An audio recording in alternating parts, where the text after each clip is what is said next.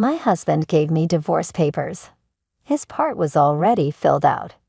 If there's anything you don't like, feel free to give this out, okay?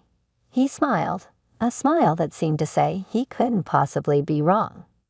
Years later, I never would have imagined that the man I married, Tatum, after an office romance, would one day make me want to slap that smile off his face. I'm Sally, the working wife married for 3 years now. We don't have kids yet. Our marriage isn't great, but it's not terrible either. My husband isn't exactly controlling, but lately he's been lazy and doesn't contribute much. It's not unusual for both spouses to share chores, but my husband refuses to help out. He still insists that housework is women's work. Maybe it's because he lived with his parents for so long, but I think it's mostly because of his influence from his family, especially his mother. When you marry someone, the type of mother-in-law you end up with can really shape your married life. It's like a luck game, and whether you get lucky or not with your mother-in-law can make a big difference. My luck? Well, it's like getting the same disappointing prize every time. Sally, can't you make a decent meal? Another miss today. My meeting ran late, and I got home late. So when I manage to leave on time, I do cook properly. What are you talking about? For a woman, taking care of the house is more important than work. It's common sense to have dinner ready when your husband gets home. I wish that kind of common sense had stayed in the 90s. Every day after work, my mother-in-law is somehow always there. My husband gave her a spare key without consulting me, so now she comes over every day. She's always there before I arrive, but I'm too afraid to ask how early she starts settling in. Then she spends her time finding faults around the house and bombards me with criticism and snide remarks as soon as I get home. Honestly, if Tatum keeps eating like this, it's going to ruin his health. That's why I cook when I can. Sigh, my poor son's stuck with such a disappointing wife. It's frustrating. She just brushes off everything I say like she's not even listening. And calling him my poor boy is just weird. If it happened occasionally, it might be bearable, but her coming over every single day like this is incredibly stressful. What's worse is how my husband just laughs it off and doesn't intervene. If she's going to come over every day, the least she could do was pitch in with something. But no, she's quick to criticize and make sarcastic remarks, yet she never lifts a finger to help. Sometimes she even takes portions of the dinner I've prepared. I'm so tired. Well, I'll just take this takeaway then. Hold on, if you take that, we won't have anything for dinner. That's why I keep telling you to come home earlier and cook. But today I couldn't. Stop making excuses. Just hurry up and cook for my dear son. I'm taking this. Oh, and I'll grab the strawberries from the fridge too. Bye now. Wait, you can't just take our dinner without asking. Even after our dinner was taken, my husband didn't say a word. I'm really getting annoyed, giving him an angry look, but he just keeps grinning foolishly. It's so frustrating. Why aren't you saying anything when our dinner was taken? It's no big deal, just a little bit. It's not just a little, they took the whole thing. Then hurry up, huh? I'm really hungry. Hurry up and make dinner, will you? I was left speechless with anger and disbelief as my husband went to the living room and flopped down on the sofa. Oh, this is so infuriating. At least pay for the takeout. I was seething with anger, screaming in my mind. I'm fed up with my mother-in-law showing up unannounced every day, but on the rare day she doesn't come, I feel uneasy. Why is that? When I got home from work, my mother-in-law was unusually absent. My husband, who should have been home before me, was also missing. Even though it should have been peaceful, I felt a sense of unease. The reason became clear the moment I opened the fridge. It was gone. The steak I had saved for a special occasion, bought on payday, was missing from the freezer where I had stored it. There was only one possible explanation. I hurried out of the house, jumped on my bike, and pedaled as fast as I could while still being cautious. My destination was my in-laws' house, just a 7-minute bike ride away. Finally arriving there, breathless from covering the distance in 5 minutes, I wasted no time. I pushed open the unlocked front door of their house and called out, but got no response. Yet I sent someone inside. Knowing my mother-in-law often enters our home unannounced, I went in without hesitation. What I saw inside was shocking. There it was, my steak, the package emptied and the remains lying on the table, almost completely eaten. I couldn't help but scream. My in-laws and, strangely, my husband looked at me in surprise. "Sally, what are you doing here? Why did you barge in like this, Sally?" Ignoring their questions, I grabbed the tray that had held the steak and glared at them. This is the steak I bought, right? Did you eat it without asking?" "Oh, that. It was delicious." "Thank you." My mother-in-law smiled cheerfully at me while my face burned with anger. "It's not about whether it was delicious. I bought that to share with my husband. Why did you eat it without asking?" "It's no big deal. Tatum had some too. But I didn't get to eat any." Serves you right for planning to eat it alone. Consider it a lesson for not buying enough for all of us. Learn from this. Why am I the one who has to learn alone? I looked at my husband, hoping for support, but he just grinned foolishly again. "And you, why didn't you stop them?" "Well, I did get to have some, so it's okay. If I didn't get more, there's no need to get so upset. We can just buy more." "That's not the point." It was useless. Nothing I said seemed to get through to my husband. Just then, tears started welling up in my eyes, and I felt a gentle hand on my shoulder. I looked up to see it was my father-in-law. Always calm and quiet, I never understood what he was thinking, but I couldn't believe he joined in eating it. Or maybe he didn't know I had bought it. That's what I thought anyway. "Sally, next time get a bigger piece of meat so we can all enjoy it properly," my mother-in-law commented casually. That's not the issue here at all. Do they have no sense of apology? Their selfish actions drained me so much that I couldn't even find the energy to respond. "I'm leaving. Don't you dare come barging in here again," my mother-in-law's voice rang out as I turned to leave. My husband stayed behind, mindlessly drinking beer. At that moment, I felt utterly indifferent. A few days later, I realized I needed to have a serious talk with my husband. The conversation took a surprising turn. What I blurted out involuntarily while I was out working. I unexpectedly saw my husband. Seeing him wasn't unusual. He's in sales, after all. However, it was strange because he had told me he was on a business trip in another state. "Why, what's going on?" To make matters worse, he was walking arm in arm with a woman I didn't know. Judging by his foolish grin, it was clear they had more than just a casual relationship. I instinctively hid and listened as they approached, overhearing their conversation. "Tatum, why are you looking at me like that?" she asked. "Because you're so cute," he replied in a pathetic lovesick tone. Their conversation continued. "Do you really want to marry me?" she questioned. "Yes, I want to marry you as soon as possible," he assured her. "Then will you get a divorce?" "Of course. I'll talk to her about it tonight." Decision made, he affirmed. It was confirmed. He was cheating. In that moment, I felt no shock at all. Instead, I realized I had fallen completely out of love with him. There was no love left for him in my heart. It was all gone. "I'm done," I thought, feeling indifferent. I knew what I had to do. First, I needed to find a moving company. After discovering my husband's affair, I promptly moved out. 3 months later, I was busy moving once again. The movers delivered my belongings, but I had to unpack everything myself. The full-service option was too costly. As I opened the first box, the doorbell rang. As expected, there they were. My husband opened the door, and the two of them stood there. Without a word, I unlocked the door and let them in.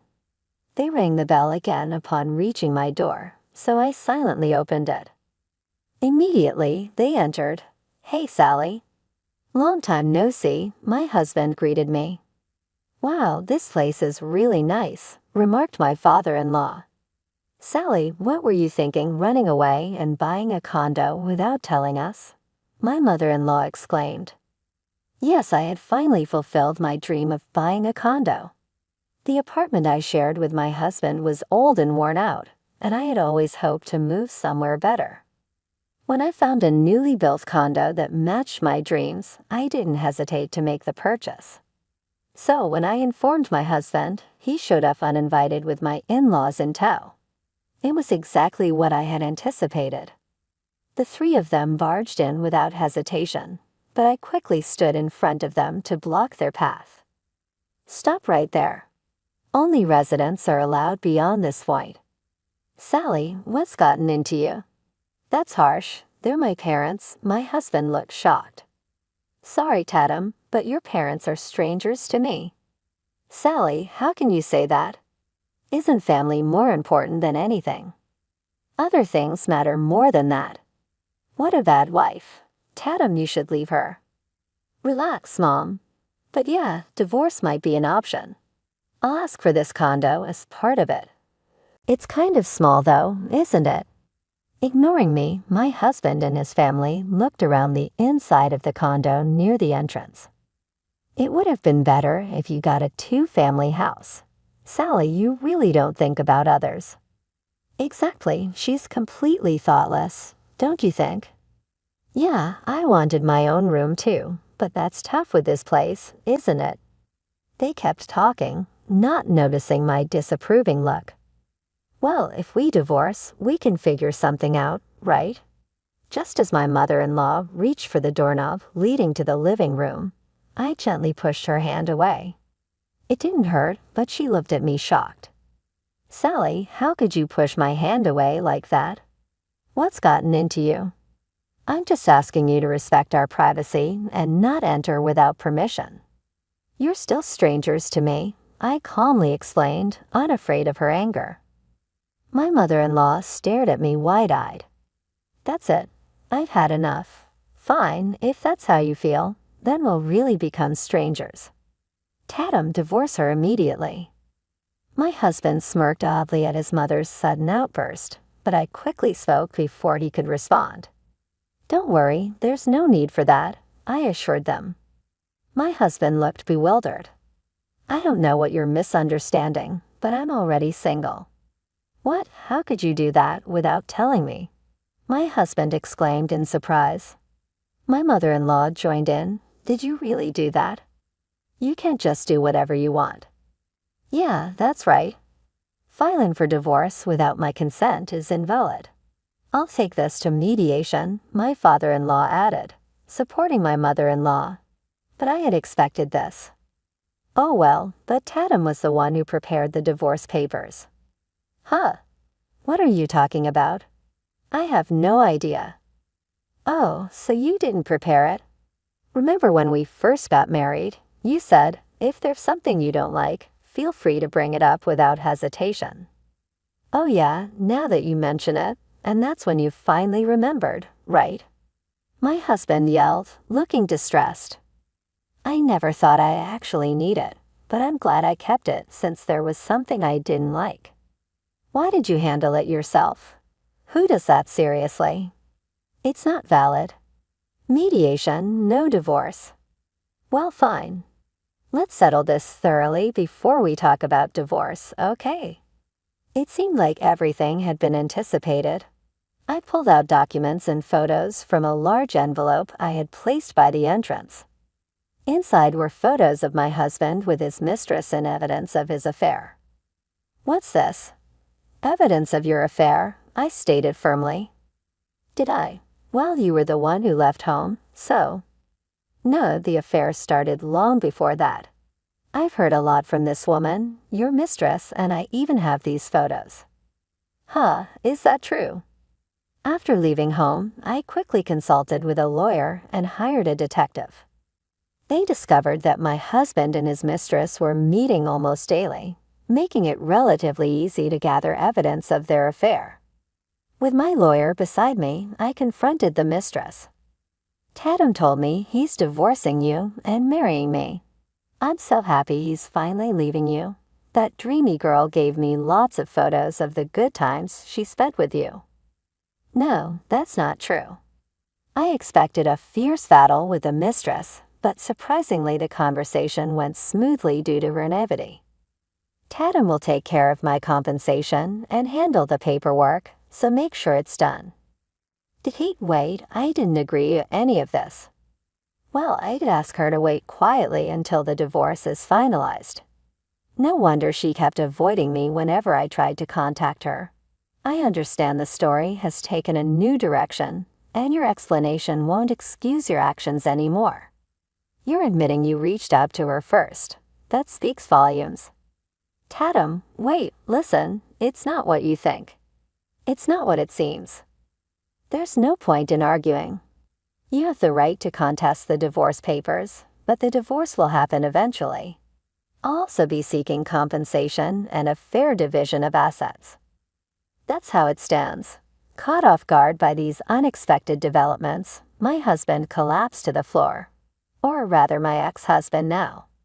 Considering how useless he's been as a husband, I don't expect much in terms of savings, compensation, or property division. But honestly, I'm not counting on any of that anyway. My main goal is to divorce him and break away from both him and my in-laws.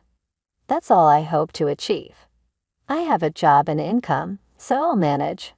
I still have savings after buying the condo. I'm not worried about my future. If I can just stand up for myself against my husband, that's enough for me. With these thoughts in mind, I looked down at my stunned husband. However, it was my mother-in-law who couldn't hold back. Wait a minute, Sally. What are you talking about? Your son cheated without our knowledge, didn't he? She protested. Well, even though our son cheated, it must have been your fault too, right? It's the wife's fault for getting cheated on, my mother-in-law declared. Oh, is that so? Well then, could you please leave now? I replied calmly. This was exactly what I expected. I didn't think we'd have a reasonable conversation anyway. No matter what she says, she's just a stranger now, completely unknown to me. I decisively began to usher her out, but my mother-in-law resisted strongly. Even if you're getting divorced, you need to hand over this condo for the property division. Why should I do that? We bought this with marital funds, right? Our son has a share too, she argued with a smug look. Well, if we had bought this condo with savings from our marriage, then that would be true. But unfortunately for you, that's not the case. I purchased this condo with money I had before we got married, so it's not marital property to divide. Really? She asked, taken aback. Yes, that's right. Both my parents passed away shortly after I started working. That's why I had planned to care for my in-laws after marriage. But facing my mother-in-law's constant attacks and snide remarks every day shattered that resolve completely. Tatum never contributed financially to the household. Looking back now, was he spending it on his affair? Well, it doesn't matter. I've been covering almost all our living expenses, so there are no savings from our marriage. But compensation is different. Even if it's paid in installments, please ensure your son pays it promptly. I can't believe this, Sally-san. Can't you reconsider the divorce? I'll talk sternly to my son about it, my mother-in-law pleaded. Why should I? There's no benefit for me in that. But I promise to stop criticizing from now on. Well, it's too late for that now. But how about this? Let's have steak tonight. We'll treat ourselves to some high-quality meat. Do you have money for that? Well, do you have it? If you lend it to me, I'll go buy it. No way. There's no benefit for me. With a deep sigh, I calmly addressed the three pale-faced individuals. Please leave. Wait a moment. Let's talk. Please leave. Leave just buy the meat and go, I shouted with determination. In that instant, they all jumped up and hurriedly left. Ah, that's a relief. Afterward, my ex-husband accepted the divorce without further resistance, mentioning a lump sum compensation payment. If he didn't agree, it seemed to make him realize the seriousness of the situation. His mistress was furious upon learning he wouldn't cover her share of the compensation.